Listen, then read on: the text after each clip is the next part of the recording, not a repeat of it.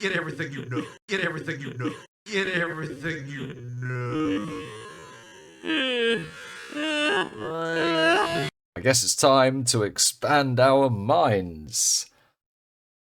That was quite something to wake up to this morning. Here they are in full, the patch notes, all 873 individual changes. These are balance and class changes. This is not all of the new uniques and new supports and new skills. Those things are summarized in a single line.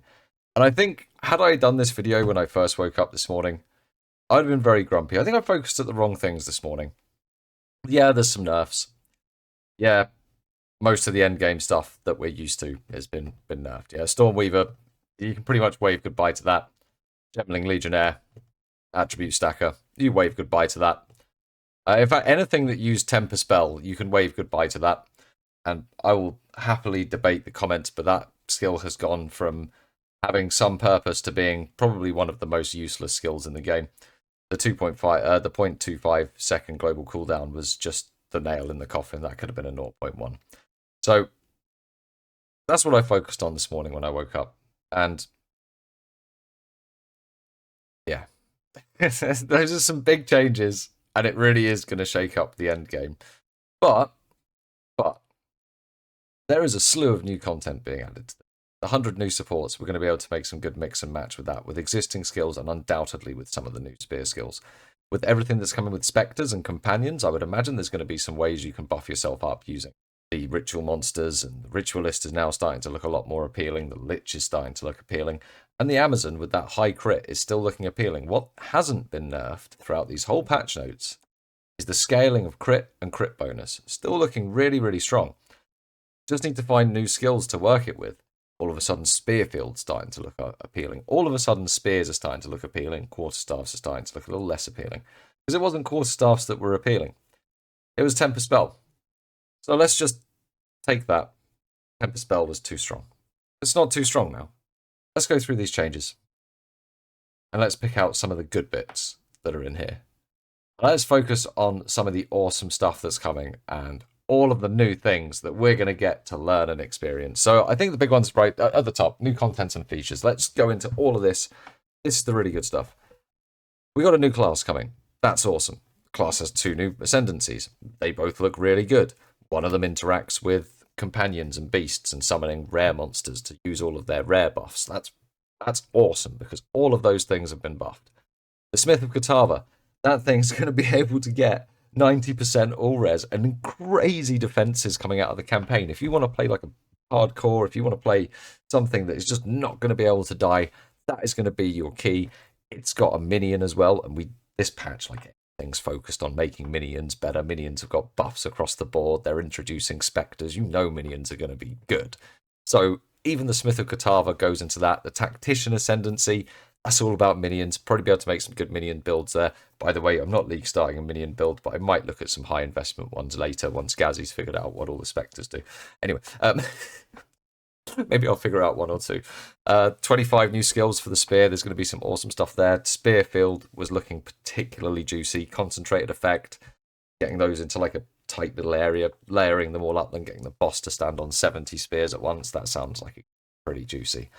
100 new supports, great. That's 5 skills. That's 5 sockets in most skills and 100 new supports. So that's more combinations than I care to work out right now of possibilities, including the fact that they synergize with all of the existing supports and all of the existing skills. 2 new item classes, spears and bucklers. Bucklers sound a bit weird.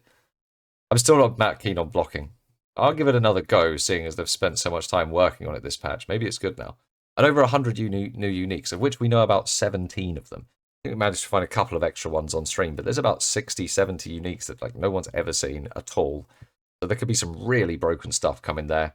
New endgame maps, so keep that atlas fresh. I think there's actually more than 8 as well. They were talking about unique maps and things, so that'll be pretty good. Strong boxes. Well, at least they're going to be a fun colour on the map. The unique colour is the best colour, so special unique encounters, lovely. I would have rather that it's fine. At least the strong boxes aren't going to be quite so lame. The Rogue Exiles, they're gonna beat us up a lot, especially early on, and then they'll be really easy. But they're gonna be a fun challenge when they run into you in Act 1 Cruel in the campaign, and then start spanking you with their list of skills. That's gonna be particularly frightening, I would imagine. The Asmirian Wisps, they're going to work a lot like the ghosts from Path of Exile 1. For those of you that played that game, they're going to infuse things as they fly over them, making them stronger, but making the loot better. They're going to be awesome. You're going to want to like find them and then chase them towards packs of rares and stuff. 15 new socketable items, and we can see those pretty much just like the lesser runes, the standard runes, then the greater runes. We've got 3 tiers of runes. We've got talismans that we're going to be able to socket, which are like runes that give special effects. One of them gives rage on hit. Another one gives reduced crit bonus damage on you. I think that's the talisman of the cat. There's going to be some cool stuff there. How we can end game customize our gear with sockets and really do that end game tweaking. So that'll be quite nice. The Twilight Reliquary Key. Butchered that word.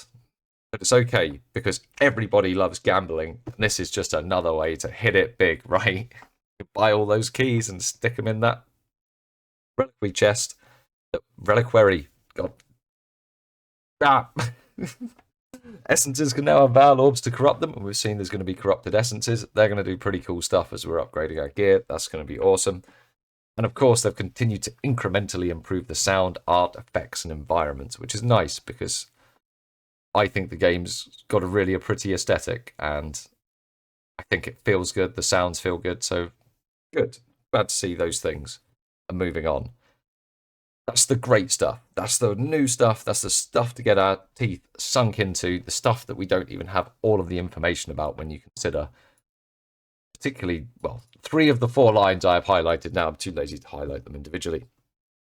So as we go through the endgame changes, I suppose this is where we get into the bad. Start to get into the bad. This is a bit of a mixed bag, the endgame changes. So there's obviously more content being added. There's the opportunity to cleanse nexuses, do fractured maps, all of that. Tower maps can now have extra content. Waystones can no longer drop at a lower tier. So there's a bunch of endgame improvements which are going to help us sustain. There's changes, the recombination mechanic, that's going to be absolutely huge. It's going to probably boost the value of Expedition considerably. In fact, I would imagine Expedition artifacts are going to have quite a bit of use, so do keep an eye on those. Perhaps saving them at the start of the league might be advised, and then selling them as people start to want to craft the high tier items when the 79s and the tier 82s start dropping. So in, or once all the party gangs have started dominating all the maps. But it's going to be stuff to look into there, stuff to keep an eye on early days. A lot of buffs to tablets, a lot of buffs to nerfs to the pinnacle bosses to make them easier at tier 0, so that we've got, that's pinnacle bosses and simulacrum, so that we've got entry level for people who maybe haven't got the divines to invest in high tier builds. And if there's no broken skill builds that can be done without high investment, then there's still going to be that entry level to the end game content, which is just great. I think there's some really, really good changes to the end game. I think overall it's going to make for a much better experience and a much better new player experience as well. So if there's more players that join in on 0.2, they might have a better time transitioning from maps to experiencing like end game and the end fights. The Atlas passive tree, that's getting some changes to support all of the new content that we're getting. It's great.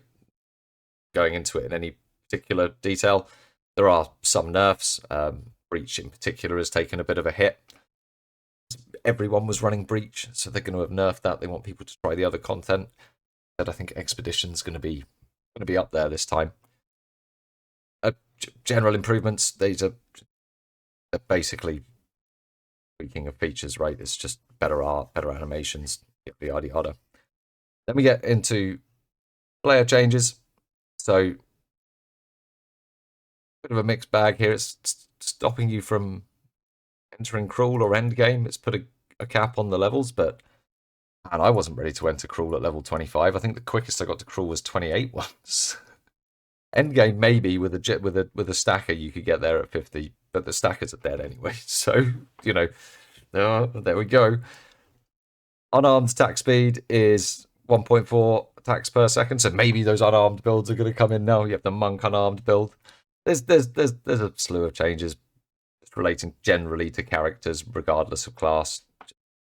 Ailment thresholds have been reduced. changes to block. More threshold here, less here.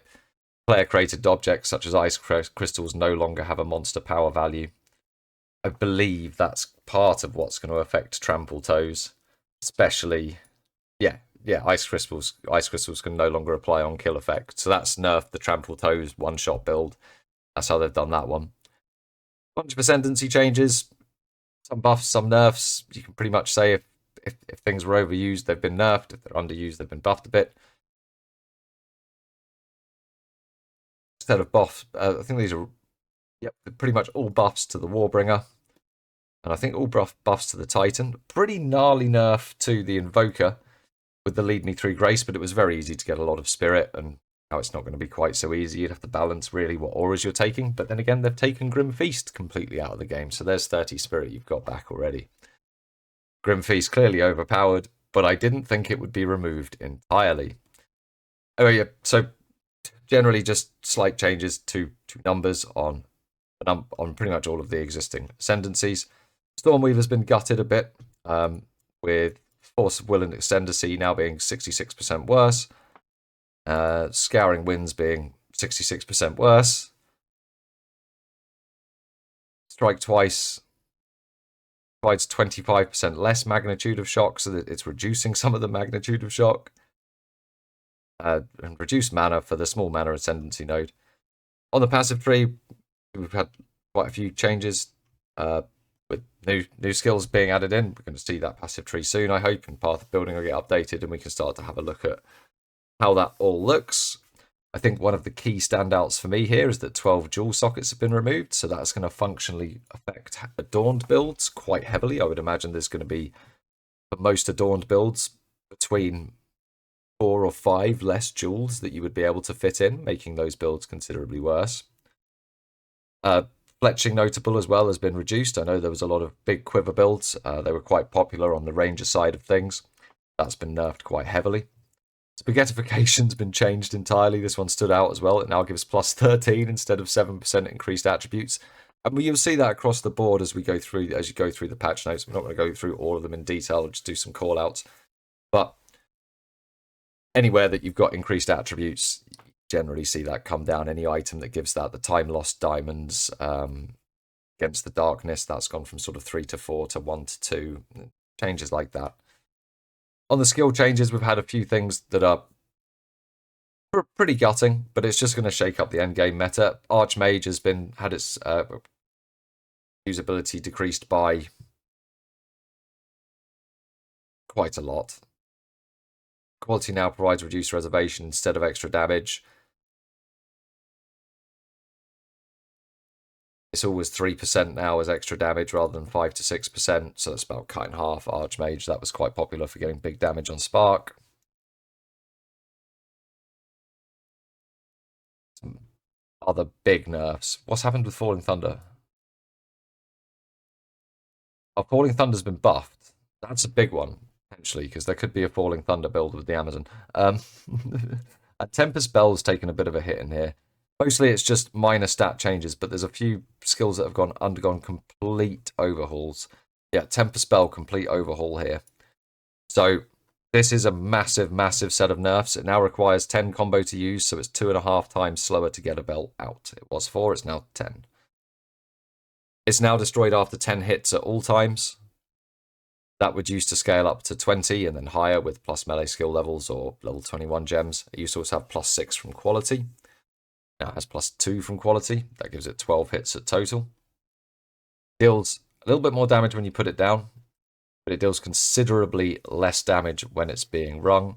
Also, it has an internal cooldown of 250 milliseconds between being rung, so to get all 12 rings out will take you 3 seconds. Rather than having 30% more damage per elemental ailment, reflecting the bell, you could have 5 ailments. That was 150% more damage. And rather than having 60% of physical damage converted to the corresponding damage type of each elemental ailment affecting the bell, which was 300% more damage, you'd get 2 lightning, 2 ice, 1 fire. You now get 30% of physical damage as extra damage of each type of matching an elemental ailment on the bell. So I'm assuming that we're going to get 150% physical damage as, so we'll get 60% fizz damage as cold, 60% fizz damage as lightning, 30% fizz damage as fire.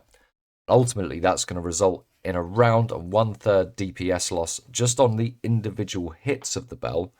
But because we've now got the cooldown of the 250 milliseconds, rather than being able to, and the reduction of hits, rather than being able to ring the bell 27 times within a second window, which is about what you could do, give or take, it will now be 4 times at 1/3 the damage. So that's effectively 1.33 times rather than 27 times. So the bell damage seems to have been reduced, just quick maths, by about 95%. If this 250 milliseconds was 10 seconds, 0.1, this wasn't quite so egregious. This would still be a usable spell, but I do believe that this spell has been nerfed to the point where it may be unusable. Another big call out. Feels like they did these as they were going through, but the on-kill effects of Herald can no longer trigger from kills caused by Herald skills, so Heralds can't proliferate each other. That's fine. There's going to be other ways to screen clear. I think Heralds will still be good. They still pop packs, especially early days. They're good for clearing through the campaign. I think they'll retain that. They might drop off towards the end game, though. Other than that, really, a lot more balancing. Pretty much every skill has undergone some sort of balancing. I think they're the big call-outs for me, the ones I just did.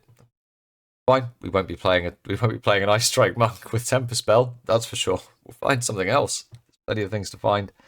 So plenty of support changes as well. A mixture of buffs and nerfs. Close combat, for instance, is cheaper. Impetus is more expensive. Magnified effect is more expensive. Basically, if things were quite popular, they've got either a little bit more expensive, although close combat has got cheaper, and that was a popular gem. There's another one. Yeah, Hourglass has had a slight nerf, and I think that's a bit brutal on Hourglass, because the 10-second cooldown on Hourglass is a lot, but it still remained its more damage. It's still a very strong gem. Mobility has less movement speed penalty, so quite a lot of buffs on the support gems, really. I think outweighs more buffs than nerfs. Unique items. Now, this bit is going to make a couple of people cry a bit. Some big ones here, but for those of you that are playing on Standard League, don't fear. Your items' current rolls will not have been re-rolled, so if you've got a 4-second reduction on your Temporalis, you will keep that. But this is where we see a lot of changes to... So, Against the Darkness, very, very popular jewel used in most builds. It's now been reduced to medium radius rather than large. That's a big change. That means you're going to be hitting less skill nodes with it. Attributes now have... It used to have 2 to 4%. It will now have 2 to 3%. Why is that a big change? I don't think that's going to be able to kringle up to a 4% roll. I think it's never going to kringle above a 3. I could be wrong on that, but the 4s could go to a 5. But yeah, existing items can be made worse with the Divine Orb. And we're going to see that basically across the board. The Astramentis hasn't necessarily been nerfed at the top end, but it's had a lot... Its stats can now roll 50 to 100 instead of 80 to 100, so Astramentis is still in the game as it was. Pretty much, you just have a bit more of a gamble on whether you're going to hit the high stat roll. Adzeres Disdain has taken a pretty big nerf. The one that got called out in the Tavern Talk in particular was the damage taken bypasses energy shield, synergy with the Lich. Well, that is now 10% rather than 20 to 25%. Hand of Wisdom in action, another big one. That's been basically cut in half on the lightning damage, and it's now 1% increased attack speed per 20 dex rather than 3% per 25, which, yeah, it's a significant decrease, right? For 120 dexterity, you're going to get 6% attack speed now, whereas previously for 125 dexterity, you would get 15. So it's about 40% as good on the attack speed there. Ingenuity's been completely gutted. People have been saying it's going to be really bad. I think it's still got a bit of something to it. Now, belts don't give very many offensive stats. In fact, I don't think they give any. Rings do. So if you don't need the defenses, I still think Ingenuity is going to be an okay pickup. With the +1 to 2 charm slots as well, you can run some pretty decent charms. You can make yourself like freeze immune, stun immune. You can have some good quality of life with that. Still think it's going to be an item, one of the items of all time, but it's definitely not as good as it was. The last flame change, so this is how they've fixed the no-hit runs for Temporalis. Damage taken cannot be absorbed. It includes guard, encased in jade, and sorcery ward. And if we go up and check the Chayula monk, then let's do that. Let's just jump up to the Chayula monk. This is the part where I haven't actually got to ascendancy yet, right? No, Acolyte of Chula. Honor lost during the trial of Sechamus is now taken before the Acolyte of Chola's darkness. So they've fixed no hit runs there, which is kind of what we expected. There's also some other surprising nerfs. So I know things like Trench Timber was popular, especially with the Kringle Corrupt on the 3, which means we can go from a 3 to a 4 on Against the Darkness, and I was wrong. With the Kringle Corrupt on the 3, you could hit a level 4 on the minion skills, but that's not going to be possible now. That has gone to a 1 to 2. For some reason, Ventors has just taken a massive L. Like, why? Why nerf the poor thing? I guess it's going to be slightly easier to roll a good one, but ugh. And yeah, time lost jewels have been basically nerfed across the board. Where they gave 10 to 20% on notable passives, that's now 5 to 10. Where they gave 3 to 7 on notable passives, that's now 2 to 3. That's for damage from ailments. The first one's magnitude of damaging ailments. And notable passives for energy generation was 4 to 12. It's now 4 to 12. It was 5 to 15. So there's a lot of nerfs there for what looks like the Spark time lost jewels, or a sort of magnitude time lost jewels. So some big changes there. There's a number of other item changes. I think ones to call out that are pretty build affecting are fletching jewels that were doing equipped quiver. They've been nerfed quite significantly. They're 4 to 6, down from 5 to 15, and 2 to 3, down from 3 to 7. The amount of mana rolls has been, I believe, reduced across the board. Yep, only roll up to 165 to 179 on rings, 164 on scepters and staves, 149 on helmets, belts, gloves, and boots go to 124. I think that's 1 tier lower on all of them. Number of monster changes, generally rebalanced. Increased damage for some of the Trial Masters. Trial Master was quite easy. Count Geonor can no longer be blocked with his 180-degree swipe. Just